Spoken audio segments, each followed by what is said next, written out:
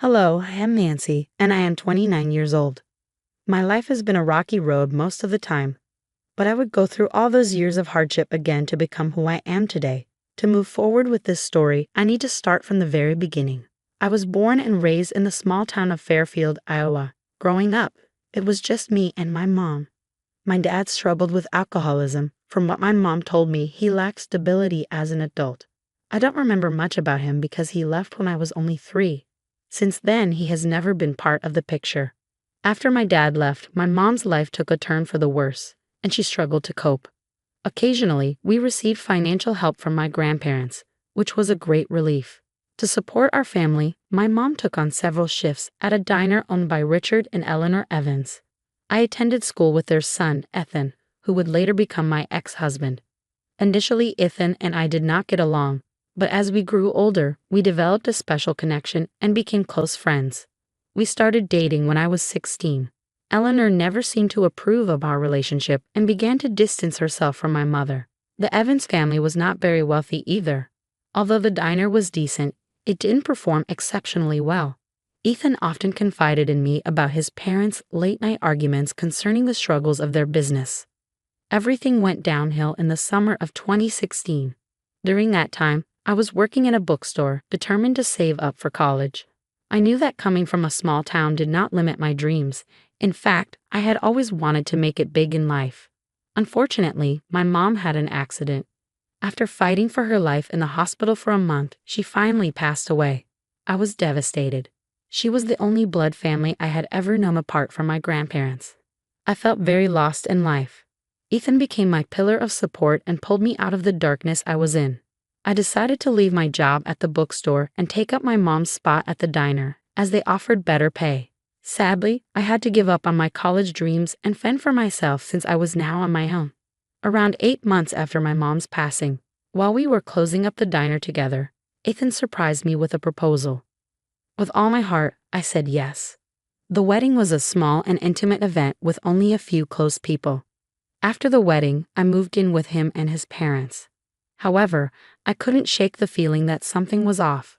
Eleanor had always been focused on wealth and status. I remember my mom telling me how Eleanor would discuss the diner business flourishing and then finding a girl for Ethan with an impressive background, someone from a wealthy family, a prestigious college graduate, and so on. It was surprising to learn that Ethan's parents, especially Eleanor, were supportive of our marriage.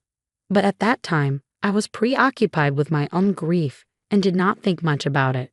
Despite being aware of our relationship, Eleanor indirectly expressed her belief that her son deserved to be with someone of higher standing. One day, when the diner was busy, Ethan's friend Miles paid a visit.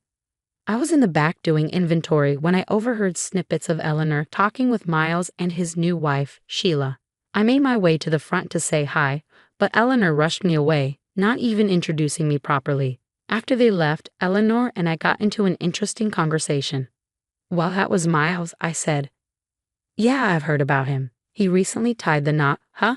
Eleanor replied. "Oh, indeed. He married Sheila. She's an absolute gem, you know. Fantastic upbringing and all. Both her parents are top-notch doctors down in Orlando. She's quite a remarkable woman herself, practicing law. Impressive, really. A catch like her is what any man dreams of. Lucky guy, that Miles. I wish my Ethan had that kind of luck, you know." "What do you mean?" "Well, you know how it is. Sometimes I just wish he would have found someone who's, well, more put together. Like Sheila.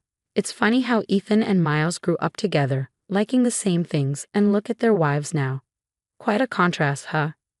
"You know, Eleanor, it's not always about what society thinks. Ethan and I have a history together, and our love runs deep. Sweetie, love is just a word sometimes. You're young, and I get that you're in love. But my love for Ethan is unconditional, and I believe that's the most precious thing in life. If you're claiming you love him so much, don't you think he deserves someone even better? I mean, when I look at you, with your mom gone and your dad disappearing, who knows when, if it weren't for Ethan, could you even take care of yourself? What do you have to offer?" I know these words sting, but they're kind of true, don't you think? Eleanor's words hit me hard, and I was hurt. I tried to move past it, thinking maybe she needed time to accept me. Her comments really got to me, and I was angry. but deep inside, I couldn't help but wonder if there was a grain of truth in what she said. I was pretty insecure back then, which probably made her words cut even deeper. As for me and Ethan, things weren't as great as they used to be. I started questioning if he regretted marrying me. There was a growing distance between us, and I initially blamed it on the challenges we faced with the diner. But there was definitely a shift in our connection. It's been over a year and a half since we got married, and during this time, Eleanor occasionally made hurtful remarks about my background. Despite those comments, I tried my best to stay calm and work on strengthening my relationship with Ethan. However, over time, I noticed a change in Eleanor's behavior. Her comments went beyond the occasional snide remark, and it became clear that something was off. She was acting unpredictably. Then one evening at the dinner table, something unexpected happened. A moment that would alter the course of my life in ways I could never have imagined. "How was your day, dear?" Eleanor asked. "It was all right. Actually, I've been wanting to announce something," Ethan said. "Mom, Dad, I've been thinking about this for quite some time. I think I'm going to invest some of my money in Nancy's education. It's always been her dream to go to college, and the diner is not doing well either." The whole dining room went dead quiet when Ethan dropped that unexpected bomb. I was stunned. He hadn't even talked to me about it beforehand. The tension was thick enough to cut with a knife, and even Eleanor looked shaken. It was a sweet gesture, but a little heads up before dinner would have been nice. "What? Jesus Christ, Ethan," Eleanor exclaimed. "Mom, please don't overreact," Ethan pleaded. Richard, who had been silent, finally spoke up. "Let us hear Ethan out, dear." "Ethan and I have not discussed this," I interjected. "Ethan, I think it might be a good idea to chat about this one-on-one first." "No, you stop. You do not get to have a say in this," Eleanor snapped. "We took your mother in at the diner out of pity. Your alcoholic dad abandoned you. She was a single woman with an 8-year-old with no one to look out for her. You and your mother were nothing more than a sympathy project. We generously offered her a place in our diner for so long, and now you have managed to find your way into our house. My son deserved someone better than you, someone from a well-off family. He should be living a suburban life of luxury and sophistication. But instead, you are with him now, living under our roof, leeching off my son's success." "Honey, please hear me out," Ethan pleaded as I started to get up. "Do not leave." "I'm sorry, but I've had enough," I said, tears welling up in my eyes. After putting up with Eleanor's brutal and painful remarks, I just couldn't keep my composure anymore. I excused myself from the dining table and fled into the kitchen for some space. I hovered close to the kitchen door, secretly hoping to catch bits of the conversation unfolding at the table. Through the muted voices, I managed to pick up Ethan's voice rising above the rest. "Mom, can't you see what you're doing? I get it. Nancy isn't exactly your top choice for me, and maybe it started out as some sort of crush or whatever, but this has to stop. But look, she lost her mom, and I feel like she needs someone. Maybe I messed up, maybe I mixed up sympathy with love, but I just can't leave her hanging. She doesn't have anyone else in her corner. I'll admit our romantic spark has kind of fizzled, and I've grown apart from that, but Nancy's stuck in a tough spot. She's got nowhere else to turn. I've been thinking about paying for her college, and maybe after that, we can figure out the divorce route or whatever. I just can't kick her out to the curb like that. We've been in this thing since we were 16, you know." "Look how she stormed off," Eleanor interjected.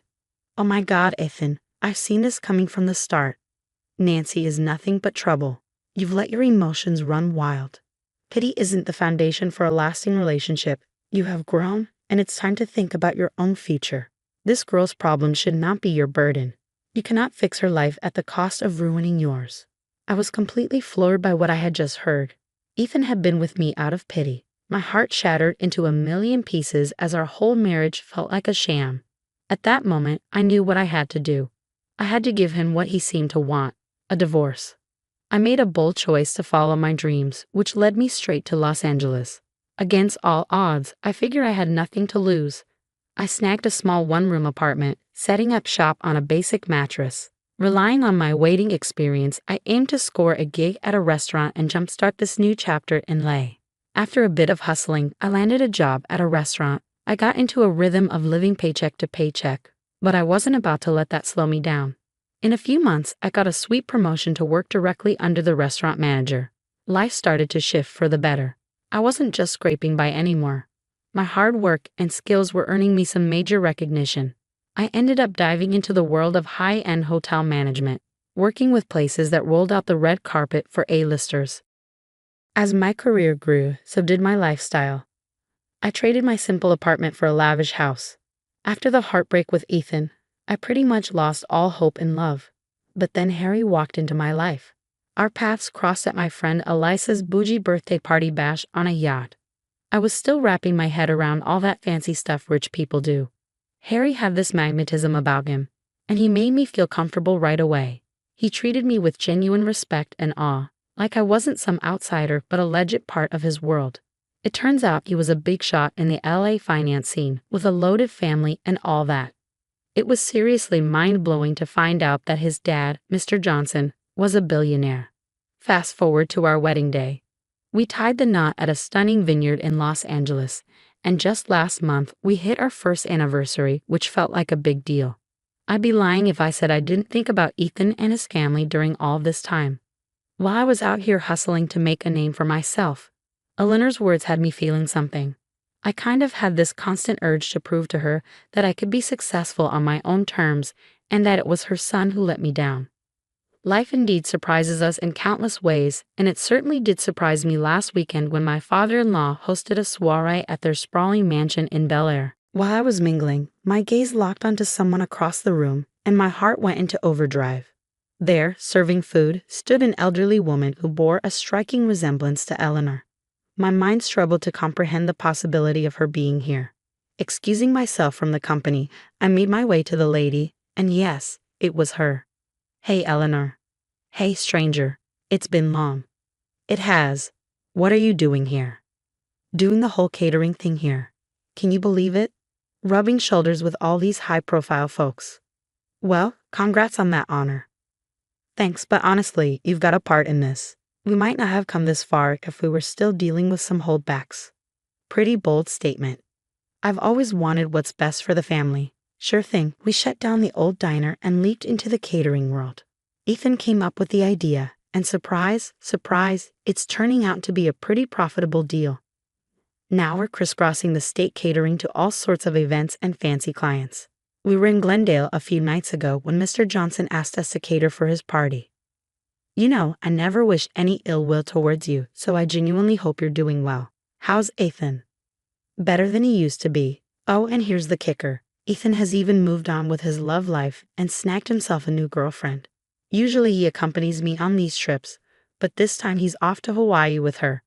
She's a real delight to have around, or just like a living doll. She just seems perfect for my kid." "But for him, Eleanor. By the way, what are you doing here?" "Who called you here?" "I'm sorry, but you are too poor to be here. You haven't changed at all, have you?" "Forget about me. Look at you, still trying to get your way around the rich. Old habits die hard, sweetheart. You will always be that girl from Fairfield, the one with nothing to offer. I'm here because I belong here, just like anyone else. No one called me. I came here with Harry, my husband, and also Mr. Johnson's son." Eleanor's face displayed a look of shock, but she played it cool and mean, as always. "Don't think he will stick around forever. People like you never stay for long. Eventually, he will see that he deserves someone better, someone from his world. Harry is just naive. You have no idea how far I have come. I have a name in the hotel industry now, and never mind. You know that your wealth does not define you just as my past does not define me. I've worked hard to build a life for myself, and I'm proud of where I stand today." "Well, aren't you full of yourself? You may have managed to climb the ladder, but you will never truly fit in with people like us. You will always be an outsider." You know, I used to think that way too, but I have learned that truly belonging does not come from material possessions or social status. You've certainly grown bold, haven't you? Well, we will see how long that lasts. I have seen it all before. It's good that Ethan got rid of you. If you want to delude yourself, go ahead, but do not expect me to change my mind about you.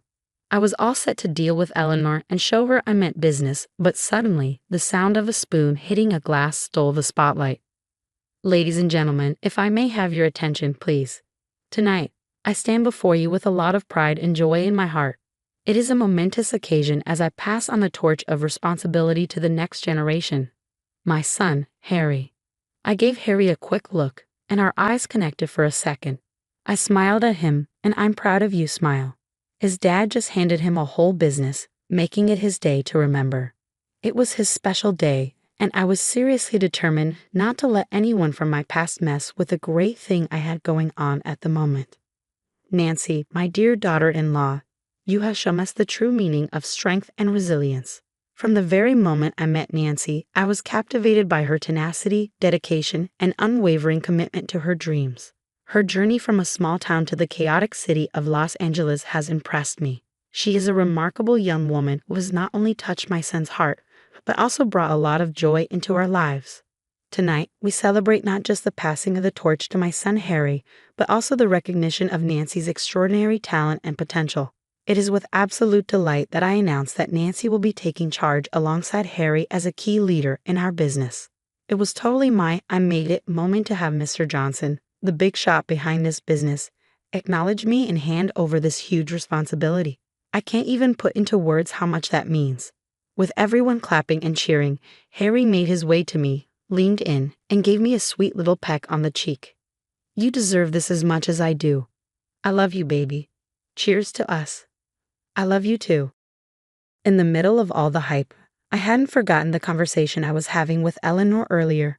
Now, with this huge announcement, I was itching to see her reaction and maybe just drop it on her. I scanned around, and there was Eleanor right inside. "Hey, I just phoned by to soak up this moment. You know, the one where I get to show you how off the mark you were about me. Oh, the golden days of your doubt. Remember when you thought I'd crash and burn in this world?" I had valid concerns, okay? I mean, how could he? No. You got it all wrong. Well, those words just got upgraded to my achievements. Co-running this business with Harry, living the life I've always wanted. I didn't level up for your approval, but I can't deny that it's pretty satisfying watching you squirm.